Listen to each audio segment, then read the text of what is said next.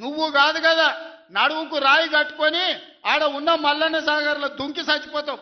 మల్లన్న సాగర్ కాకపోతే రంగనాథ సాగర్ల మెడకు తాడేసుకొని ఊరేసుకొని చచ్చిపోతావు. చంద్రశేఖర్ రావు గారు నన్ను గెలకకు, నేను అన్ని చూసిన.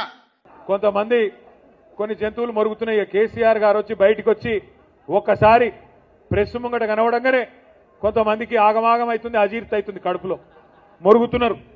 ఎట్లా మాట్లాడుతున్నారో మీరు చూస్తున్నారు. ఎంత దుర్మార్గం కాకపోతే ఒక 71-72 పెద్ద మనిషి 2 సార్లు రాష్ట్రానికి ప్రజల చేత ముఖ్యమంత్రిగా ఎన్నుకోబడ్డ నాయకుడు, తెలంగాణ తెచ్చిన నాయకుడు, అట్లాంటి నాయకుడిని పట్టుకొని నోటికొచ్చిన మాటలు. ఒకసారేమో కాలిరిగింది అని ఆనందం, ఇంకోసారేమో ఆయన చచ్చిపోవాలని చెప్పి శాపనార్థాలు. ఇది మంచిదేనా? ఇది మంచి పద్ధతేనా? మాకు రావా మాటలు, మాకు రావా బూతులు? రేవంత్ రెడ్డి నీకు నేను చెప్తున్నా, నీకు ఒకటే భాష వచ్చురా నాయన, నాకు 3 భాషలు వచ్చు. నువ్వు ఒకటే భాషలో బూతులు తిడతావు. నేను అనుకుంటే గట్టిగా అనుకుంటే 3 భాషలలో తిడతా. హిందీలో, ఇంగ్లీష్లో, తెలుగులో తిడతా. నీకు ఒకటే వచ్చు. నేను పక్కా ఉర్దూలో కూడా తిడతా. ఇక మా అక్క వాళ్ళను మా అన్న వాళ్ళని అడిగి కొన్ని రోజుల గోర్మాటి భాష కూడా నేర్చుకొని అందులో కూడా తిడతా. మా లంబాడా సోదరుల భాష కూడా నేర్చుకొని అందులో కూడా తిడతా.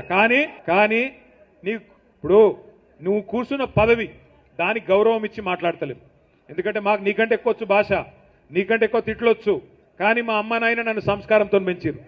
నిన్ను ఎట్లా పెంచారో నాకు ఎరకలేదు. అవి ఏం మాటలు, ఏం భాష అది?